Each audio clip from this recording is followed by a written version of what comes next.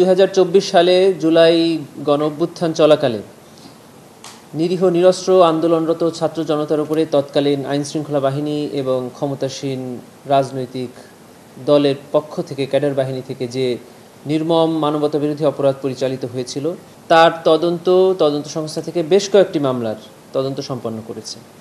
তদন্ত প্রতিবেদনের উপরে ভিত্তি করে প্রসিকিউশনের পক্ষ থেকে 4টি মামলার ফরমাল চার্জ প্রস্তুত করে 2টি ট্রাইব্যুনালে দাখিল করা হয়েছে। একটি ট্রাইব্যুনালে সাবেক প্রধানমন্ত্রী শেখ হাসিনা, সাবেক স্বরাষ্ট্রমন্ত্রী আসাদুজ্জামান খান কামাল এবং সাবেক আইজিপি চৌধুরী আবদুল্লাহ আল মামুনের বিরুদ্ধে চার্জ গঠনের জন্য আগামী 10 জুলাই 2024 তারিখ অর্থাৎ আগামীকালকে ডেট ফিক্সড আছে। এছাড়াও আরও 3টি মামলা চার্জ গঠন পর্যায়ে আছে। আপনারা আরও জানেন যে জুলাই গণঅভ্যুত্থান চলাকালে সাবেক প্রধানমন্ত্রী শেখ হাসিনা সে লেথাল উইপেন ব্যবহার করে নিরস্ত্র মানুষকে নির্মমভাবে হত্যার নির্দেশ দিয়েছিলেন। ড্রোন ব্যবহার করে এই প্রোটেস্টারদেরকে অবস্থান লোকেট করে তাদেরকে নিরূপণের চেষ্টা করেছেন। হেলিকপ্টার থেকে গুলি করার নির্দেশ প্রদান করেছেন। শুধু তাই নয়, কেপিআই যেগুলো আছে, কি পয়েন্ট ইনস্টলেশন, দেশের এই সকল স্থাপনাগুলো ধ্বংসের নির্দেশ তিনি দিয়েছিলেন তার দলকে, যেন এই দায় ছাত্রদের উপরে দেওয়া যায়।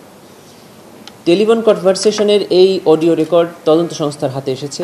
তদন্ত সংস্থা যথাযথ কর্তৃপক্ষের নিকট থেকে তার ভেরিফিকেশন করে দেখেছেন যে এটা জেনুইন, এটি আসামি শেখ হাসিনার ভয়েস। আমরা সেটিকে বিচারের জন্য ট্রাইব্যুনালে উপস্থাপন করেছি। চার্জ গঠন যদি ট্রাইব্যুনাল করে থাকেন তাহলে এটিকে আমরা সাক্ষ্য হিসাবে এক্সিবিট করার জন্য ট্রাইব্যুনালের কাছে প্রার্থনা করব at the time of trial. এবং আমরা ইতিমধ্যে জেনেছি যে বিবিসি থেকে এই নিউজটাও ব্রডকাস্ট হয়েছে এবং তারাও তাদের ইনভেস্টিগেশনে এই ভয়েসের সত্যতা পেয়েছেন। অতএব ইউএন এটাকে সার্টিফাই করেছেন যে এই ঘটনার সময় 1400 মানুষ নিহত হয়েছে।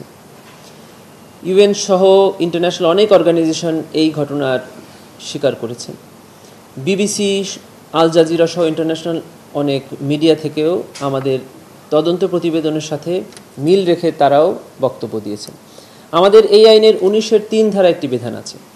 সেটি হলো এই ধরনের আন্তর্জাতিক সংস্থা অথবা যে কোনো এনজিও অথবা সরকারি কোনো সংস্থা থেকে যদি এই ধরনের রিপোর্ট প্রকাশিত হয় তাহলে ট্রাইব্যুনাল কোনো প্রমাণ ছাড়াই তাদের জুডিশিয়াল নোটিশ এবং কমন নলেজে এই ধরনের ঘটনার কে সাক্ষ্য হিসাবে গ্রহণ করতে পারে।